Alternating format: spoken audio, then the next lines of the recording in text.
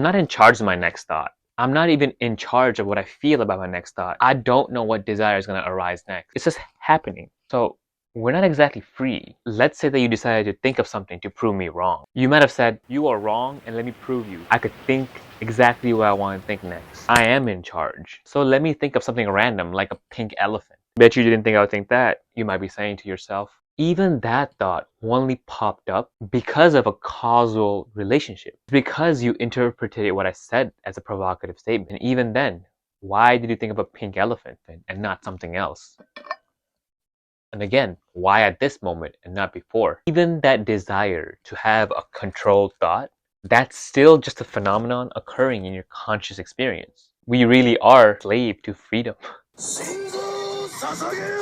Now, to be honest with you, intellectually breaking down what free will is and its moral implication, I feel like that's something that other people have done a way better job of. For example, this video by Alex. Consider the last mundane choice that you had to make.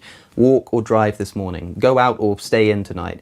Think about why you chose one or would choose one over the other. So what would make me choose vanilla over chocolate? I would need to want it more than chocolate. In order to choose vanilla, I'd need to want vanilla. But is this something I can control? Can I control what it is that I want?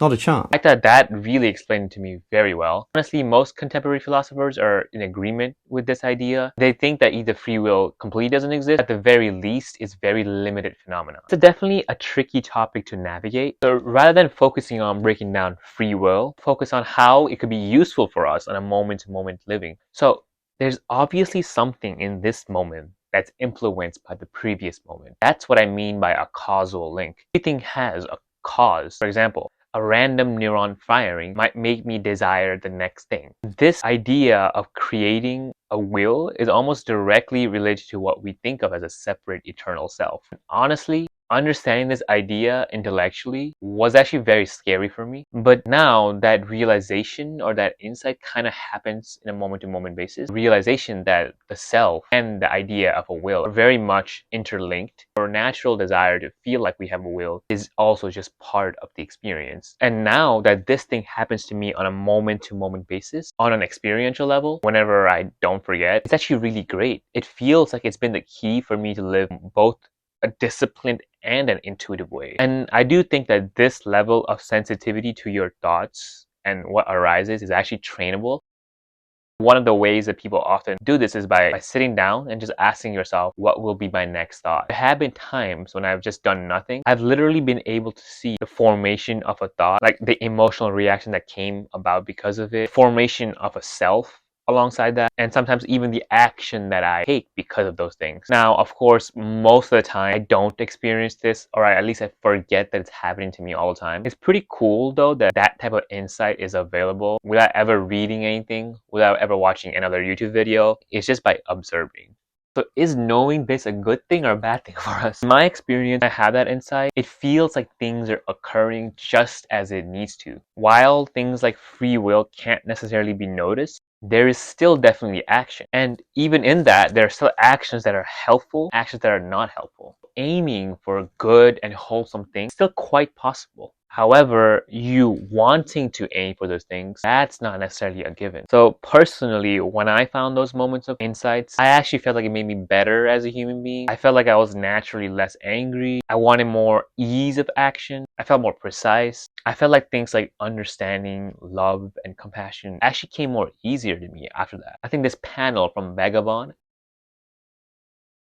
actually really explains it well. I am nothing, Musashi says. At the same time that Musashi is thinking this, is almost like a pull to follow the will of heaven. That's what the monk Takuan, who kind of mentors Musashi on the way, says. He just doesn't understand it in the beginning. Eventually, Musashi has the insight that he wants to have his sword become one with the heaven and the earth. This is a really profound insight for him in the book. Thematically, the idea here is that Musashi is more than just a swordsman. He's connected to the world around him. The idea of both free will and a non-dual insight can be integrated with a successful life. Musashi spent his earlier days trying to train to become invincible under the sun. He wanted to become the strongest swordsman, so that leads him to challenge this really old swordsmaster. At this moment, when Musashi is about to fight him, the old man stops him with just a stick. It was literally just a stick in the book, I'm not lying. And at this moment, Musashi learns that the word invincible, the strongest, or the best, is just a word. That it's always in relation to something else. You're strongest in relation to something else. You're strong because there are weak people, and eventually you'll be weak because there'll be stronger people. And so, in that sense, invincible is just a word. But having your sword be one with heaven and earth makes everything way more purposeful on a day-to-day living. So to go from I want to be invincible under the sun to say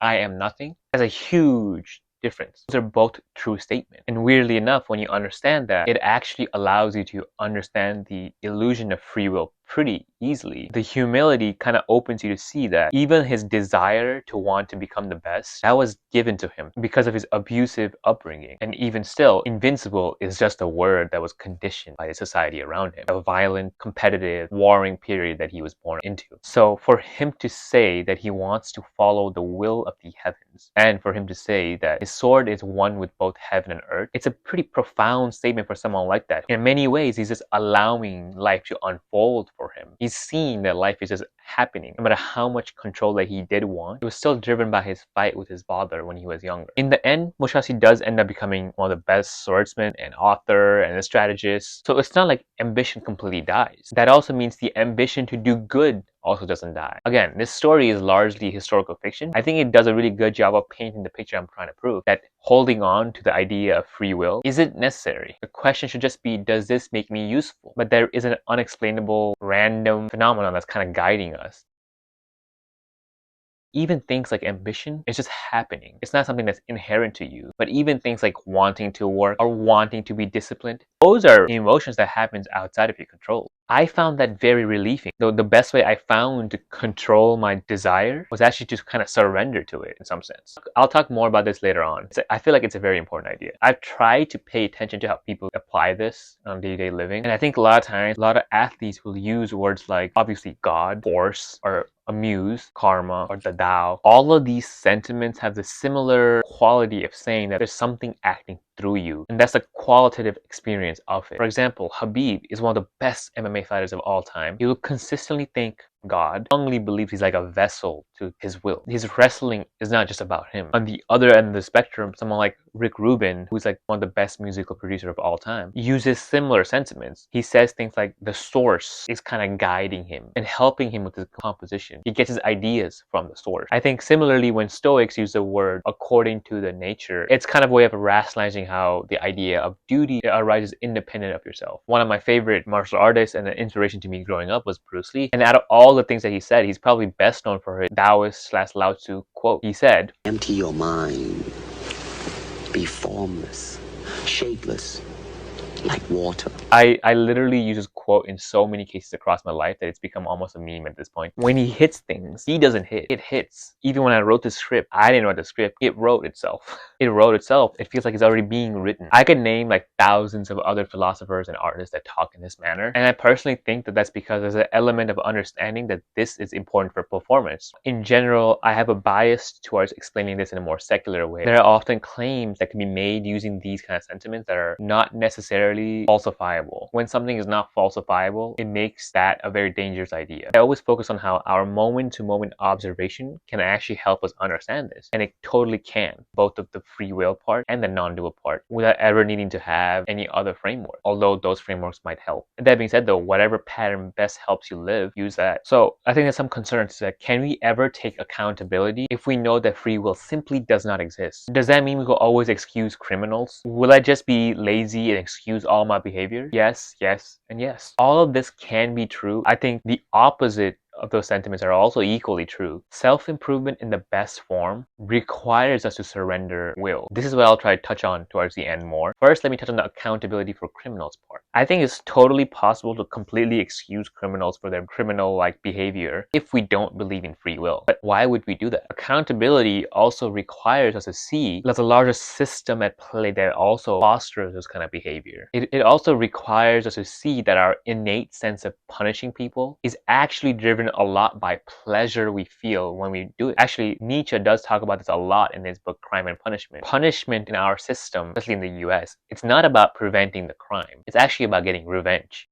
For many people, that's what justice actually seems to mean. And revenge does have an element of pleasure that comes out. Understand that those forces are all playing a role in what we consider a criminal act and how we punish people, I think allows us to actually make more deliberate ways of deterring crime. So we could punish people to deter crime, yes, but we could also believe that they could improve. Obviously, there's circumstances where I probably won't be able to control my own desire to want to even do that. Like it might be just a horrendous situation that I'm just overwhelmed by this feeling of wanting to punish them no matter what. Having this insight that I'm talking about only helps us, not hurts us. And in the times that it does hurt us, we could simply act in a manner as if free will does exist. There's no reason why we can't just act in that way, simply for the sake of deterrence. Just like you cannot control your next thought, it's like you cannot control your next desire. There are clearly very tragic cases of people that are almost wired to think in certain ways. And those harmful patterns of thinking means that they're more likely to take on criminal activity. And I think learning to improve those thought patterns is a skill that can be trained and developed. But even that is taught. A desire to have that is taught. And this is what I was going to talk about next. There is a difference between voluntary and involuntary action, but that difference is taught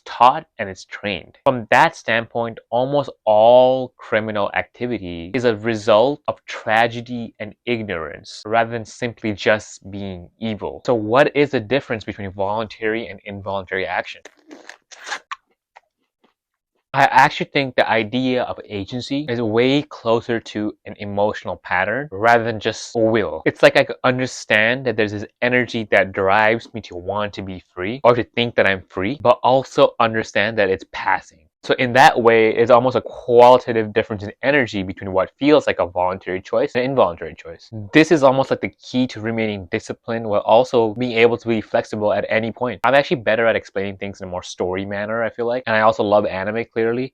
The last episode of Attack on Titan just aired, so it's on my mind. I don't know how I did it, but I actually explained this in a pretty spoiler-free manner. So just gonna talk about Eren. Eren, by definition, has never been free. In this show, the ending is already technically predetermined. Yet, for the whole story to happen, young Eren needs to have the desire to fight for freedom and protect his friends. He needs to believe that he can be free. That's the nature that has to be true for that ending scene to happen. As an audience member watching the first two seasons, it almost seems like Eren has a will. Looking back, we could clearly see that he doesn't. The ending was already there. But there were different types of choices being made. I actually do really believe that productivity is enhanced. I think we have the baseline of believing in free will just to differentiate between what our lizard brain, the more primal sense of our nature, versus what we consider to be more rational part of our nature. Ultimately, we could still act in a way that we're free, but then we could still see in the moment that it's another formation in our conscious experience. The want to be disciplined is just another form of an emotion. When that want happens, if it happens,